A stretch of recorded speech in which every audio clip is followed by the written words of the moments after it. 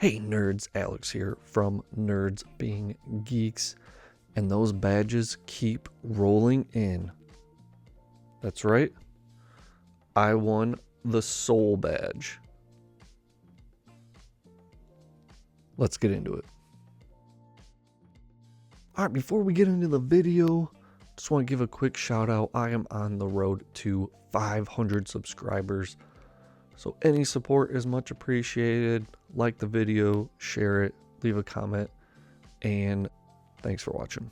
Alright guys, so I won my Dark Badge at my local leagues.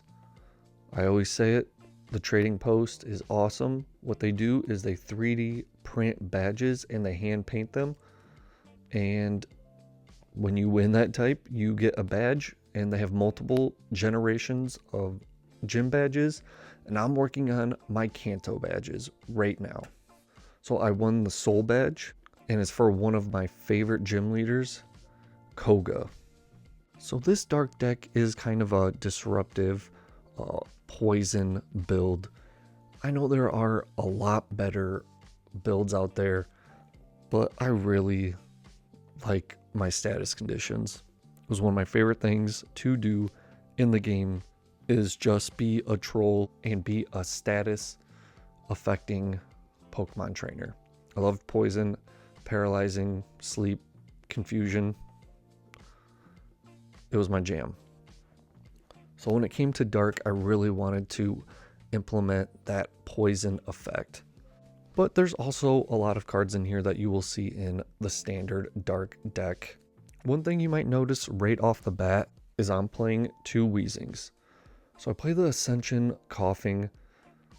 That lets you search your deck for a card that evolves from this Pokemon and put it onto it. That's really good with Galarian Weezing.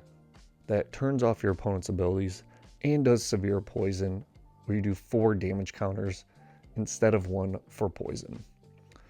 But this Weezing from the 151 set has a really crazy ability. Let's have a blast. If this Pokemon is in the active spot and is knocked out by damage from an attack from your opponent's Pokemon, flip a coin. If heads, the attacking Pokemon is knocked out. That is a troll ability if I've ever heard it.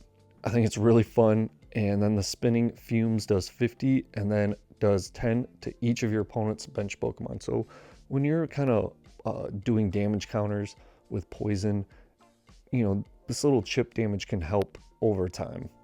But that ability is crazy. And because Weezing and Galarian Weezing are technically 2 different named Pokemon, I'm able to play both in my deck. And there is a way to have both of them out on the field at the same time. And I have probably one of the least popular, least played Zoroarks. I have seen some play online, but not too much. This Phantom Transformation Zoroark. Once during your turn, you may choose a Stage 1 Pokemon except for any Zoroark from your discard pile. If you do, discard this Pokemon, all cards attached to it, and put that chosen Pokemon in its place. So this is really good to get a Weezing out of my discard pile. Right here, right now, I can turn off abilities. I can have that the other ability to knock out my opponent's Pokemon if they attack. I could do Liepard, I could do Weavile, Overqwil if I wanted. It covers a lot of ground. The attack is terrible, and I have been in a pinch to where I've actually used this attack. But I find the Zoroark is really fun to just out of nowhere get a Pokemon that my opponent thought was gone and bring it right back. You have the Liepard with the trade ability. It's a good way to just get some more cards. Discard 1 card, draw 2. And this Weavile with Evil Ammunition sees a lot of play in Dark. For 1 Dark, this attack does 50 damage for each of your opponent's Pokemon that has an ability. Abilities are in every deck. So this is a really great attack that can hit super heavy if you're facing a deck that relies a lot on abilities. Great card. Look, I know this isn't the optimal Sneasel. There is one that has free retreat. You're gonna tell me that is not the cutest Sneasel card ever? Get out of here. I'm playing it. So I play these Hisuian Quillfish and Overquill because they have a free attack. Hisuian Quillfish, it's okay, but it's that tormenting poison from the Overquill. Your opponent's active Pokemon is now poisoned. During checkup, put 5 damage counters on that Pokemon instead of 1, and that's for free. So that's a really good move. No energy needed. So I just want to talk about the basics in this deck. Galarian Moltres, insane card for the end of game that can hit massive numbers. This attack does 50 damage for each prize card your opponent has taken. This thing can be hitting over 250 damage. Well, it'll be 270 with the plus 20, but if your opponent has taken 5 prize cards, that is a big number. This card was so good, it saw a ton of play in Standard too when it was in rotation.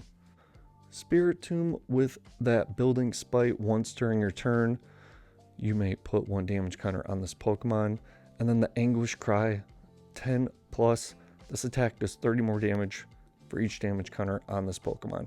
So yeah, you just let it build up, and you can take a decent hit once it has several damage counters on it. And I play this Pecharunt. We'll figure it out. Toxic Subjugation. Subjugation. We'll figure that out too. As long as this Pokemon is in the active spot, put 5 more damage counters on your opponent's poison Pokemon during checkup. And then Poison Chain. Your opponent's active Pokemon is now poisoned. During your opponent's next turn, that Pokemon can't retreat. So this deck does a lot of poisoning and then manipulates those damage counters to be more than just 1. And then we got Guzzlord. Red Banquet, 120 damage. If your opponent's active Pokemon is knocked out from this attack, take 1 more prize card. Staple and Dark, what can I say? You really try your best to recur this as often as you can. And the goal is to spread as much poison damage everywhere you can, chip damage, whatever you got to do, and then come in for the 120 attack. 120 isn't a lot in GLC, so you have to rely on that chip damage early on, the poison damage. Weaken your opponent and then come in and clean up with this. So I talked about kind of trolling your opponent, disruption. I do Enhanced Hammer, Field Blower, Hypnotoxic Laser. Your opponent's active Pokemon is now poisoned. Flip a coin. If it's head, your opponent's active Pokemon is also asleep. Really fun card. Saw a lot of play when I was in this tournament. Really liked it. Fun card. Very disruptive. You play Breestring for your Guzzlord. When your opponent is down to 3 or 4 prize cards, you can accelerate energy from your deck to the Guzzlord. Well, to Ultra Beast, but it's the Guzzlord. We got some standard stuff. I play Piers because I like Piers. You got your Raihan, Boss's Orders, Lusamine N, but Koga being one of my favorite gym leaders, I had to play this card. I love the art on it. It is a fun card, and it saw play as well. Your opponent's active Pokemon is now confused and poisoned. Really good disruption card. You can really slow your opponent down with this card, that confusion and poison. So you don't even need to put energy on your Pecharunt. If it's poisoned, it's 5 damage counters if it's in the active spot. If you're gonna play Koga, you gotta play his daughter, Janine's Secret Art. It's another good way to accelerate dark energy from the deck to your Pokemon, to the Guzzlord. Whatever you gotta do, this deck doesn't play a ton of energy, and it's something that I will probably be fixing. So what's Janine's Secret Art? Choose up to 2 of your dark Pokemon for each of those Pokemon. Search your deck for a basic dark energy and attach it to that Pokemon, then shuffle your deck. If you attached energy to your active Pokemon in this way, it is now poisoned. The poisoning your active kind of sucks, but It might just be what you need to win the game. Great energy acceleration. So, how I was talking earlier about manipulating the poison damage, I play Perilous Jungle during Pokemon checkup, put 2 more damage count on each poison non-dark Pokemon, both yours and your opponent. And then I also play Verbank City Gym, which does the exact same thing, except it can be dark Pokemon that are poisoned. So that can bite you in the butt if you poison your active, but I think in the end it is worth playing if you're doing a poison-based build. I play twin and double colorless, mostly for the Guzzlord, because it takes 4 energies to power that bad boy up, and 2 of them are colorless. So this is 2 ways to get halfway to that energy cost. And then Hiding Dark just gives your dark Pokemon free retreat. It's a staple in the dark decks. Tools, I need to rework this. The Turbo Energize is great to just thin your deck, get some energies out, put them on the Guzzlord if you can, and then Floatstone just to get that free retreat. Now I play a really low energy count, and I think I'm going to be changing this.